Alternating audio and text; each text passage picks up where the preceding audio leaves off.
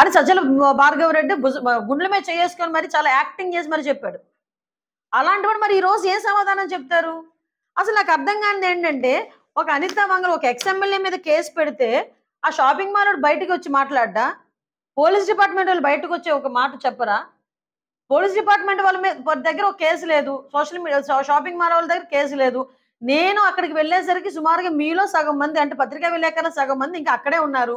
మీరందరూ అక్కడ ఉండగానే నేను మళ్ళీ వచ్చి కారు ఎక్కాను. అంటే విషయం ఏంటంటే, ఎన్ని రకాలుగా అబద్ధపు ప్రచారాలు చేసి నా తాలూకు ఇమేజ్ని డ్యామేజ్ చేయాలనే ఉద్దేశంతో నన్ను వాళ్ళు ఏమీ చేయలేక, నా మీద ఎటువంటి అవినీతి వాళ్ళు ఎట్టి పరిస్థితుల్లోని కూడా నిరూపించలేక, ఎటువంటి అవినీతి చూపించలేక, కేవలం ఒక దళిత మహిళనైన నన్ను టార్గెట్ చేయటానికి, ఇక్కడ గెలుస్తాను అన్న సంగతి వాళ్ళకి తెలిసి నన్ను టార్గెట్ చేయటానికి ఈరోజు ఇలాంటి అబద్ధపు ప్రచారాలను చేయటం అనేది చూస్తూ ఉంటే సిగ్గుపడాలి. నేను దీని మీద లీగల్గా నేను ప్రొసీడ్ అవుతున్నాను. దీని మీద పరువు నష్ట దావా వేస్తా. అట్ ద సేమ్ టైం ఎవడైతే వాలంటీర్ ఉన్నాడో వాడు ఈ న్యూస్ని ఎవడైతే ఫార్వర్డ్ చేశాడో వాళ్ళందరికీ కూడా ఎలక్షన్ కమిషన్కి నేను వాళ్ళన్నిటి మీద కూడా నేను రిపోర్ట్ ఇవ్వబోతున్నాను. ఎందుకంటే మీలాంటి రాజకీయాలు మేము చేయలేం. మీ నాయకుడు వాడుకొని వదిలేసి తల్లిని చెల్లిని కూడా రోడ్డు మీద పంపించేసినట్టు, లేకపోతే ఎవడు పడితే వాడిని బెదిరించి డబ్బులు లాక్కున్నట్టు, సీఎం కుర్చీ గురించి సొంత బాబాయిని హత్య చేయించినట్టు అలాంటి రాజకీయాలు మేము చేయలేం. మేము ఎథికల్గా ఉంటాం, ఎథికల్గా రాజకీయం చేస్తాను. ముఖ్యంగా నిజంగా నేను ఈరోజు ఎవడో మొన్న సాక్షి పేపర్లో రాశాను, నేను డైరెక్ట్గా చెప్తున్నా, ఆ రోజు కూడా మాట్లాడడం అవ్వలే.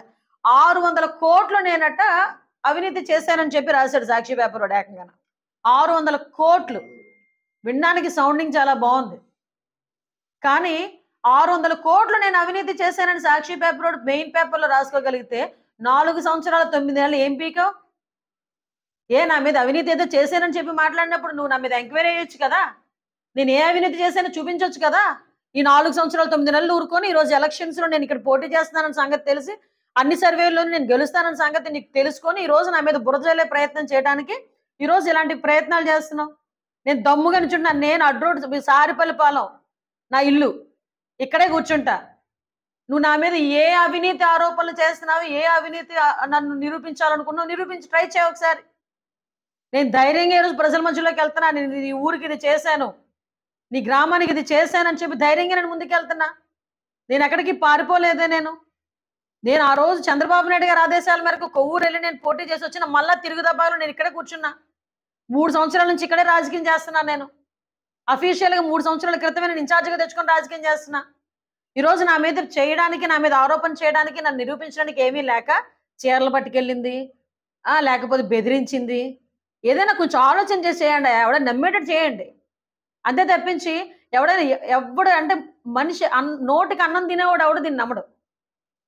కానీ ఈరోజు ఎలక్షన్ టైంలో ఒక వాలంటీర్లు స్థాయిలో ఉన్న వ్యక్తులు కొంతమంది నా మీద ఇలా బురద జల్లే ప్రయత్నం చేస్తున్నారు కాబట్టి వాళ్ళ మీద చర్యలు తీసుకోవాల్సిందిగా ఈసీకి పెడతా. ఒకటి చెప్తున్నా వాలంటీర్లకి కూడా, ఈరోజు మీరు వాలంటీర్లు మీరు ఏదో అనుకుంటున్నట్టున్నారు. ఈ 5 సంవత్సరాలు అయిన తర్వాత కనీసం మీరు రెజ్యూమ్లో రాసుకోవడానికి వాలంటీర్ ఉద్యోగం ఇస్తే అని రాసుకుంటే మీకు జీవితాలు కూడా ఉండవు. లేకపోతే ఏ ఉద్యోగానికి వెళ్ళాలన్నా ఈ 5 సంవత్సరాలు చేసి మీ వాలంటీర్ ఉద్యోగానికి ఏదో జగన్మోహన్ రెడ్డి మీకు 5,000 ఇచ్చాడు.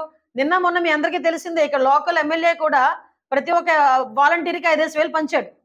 ఆ సంగతి ఏదో పేపర్లో చూస్తే కాదు, వాలంటీర్లో చెప్తున్నారు బయటకు వచ్చి మాకు 5,000 ఇచ్చారని. ఆ 5,000 కక్కుర్తిపడ్డారంటే మీ జీవితాలు నాశనం అయిపోతున్నాయి. ఎందుకో తెలుసా? ఈ 5,000తో అయిపోయింది. రేపు పొద్దున్న వాలంటీర్ అని పేరు చెప్తే కనీసం ఏ కంపెనీ వాడు కూడా మీకు ఉద్యోగం కూడా ఇవ్వడానికి సిద్ధపడట్లే. ఈరోజు మీరు అంత చించుకుంటున్నారు. ఈరోజు మీ మీద ఎవడో ఒక కేసు పడితే రేపు పొద్దున రక్షించేవాడు ఎవడో ఉండట్లేదు మీకు. కాబట్టి ఇప్పుడు ఆల్రెడీ ఎలక్షన్ కోడ్ వచ్చింది. యాజ్ పర్ ఎలక్షన్ నామ్స్ ప్రకారం మీరు కూడా పనిచేయండి. అలా ఉంటే ఫర్దర్గా మీకు ఒక భవిష్యత్ అయినా ఉంటుంది. లేదు జగన్మోహన్ రెడ్డి మీ గురించి మేము గొడ్లు చింపేసుకుంటాము, మేము నోటుకొచ్చినట్టు మాట్లాడతాము, నోటుకొచ్చినట్టు రాస్తాము అనుకుంటే కనుక డెఫినెట్గా మీ జీవితాలు పనంగా పెట్టే పరిస్థితి మాత్రం కనిపిస్తుంది. ఎందుకంటే మీరు రేపొద్దున్న ఏ జాబ్ చేయాలన్నా కూడా మీ మీద పడ్డ కేసుల వల్ల మీరు జాబ్స్ కూడా వెళ్ళలేరు. నేను మీకు ఒక hit TV presents like, share, comment. TV వాళ్ళకు కూడా నేను ఒక సర్ప్రైజ్ ఇద్దాం అనుకుంటున్నాను. మీరు మాత్రమే జెస్సీ ఎందుకు అయ్యారు? ఇలాంటి అమ్మాయిలకి పిలవడానికి బాగుంటుంది. చందు సాయికి like you and have a జనాలకి ఒక పేరు నచ్చిందంటే దీనికి ఒక ప్రాసెస్ ఉంటుంది. ఎందుకు ప్రాసెస్ డైరెక్ట్గా వెళ్ళిపోదాం. ఏదైనా ఒకటి మర్చిపోయినావా నువ్వు? ఏం మర్చిపోయావు? ఏదో ఆ టైంకి మన సుడి బాగుంటే ఎవరన్నా చూపిస్తే రాయగలం కానీ డోర్ టు డోర్ సేల్స్ చేసేవాళ్ళు. శారీ వస్తుంది కదా, శారీలో వెనకాల కట్టుకుని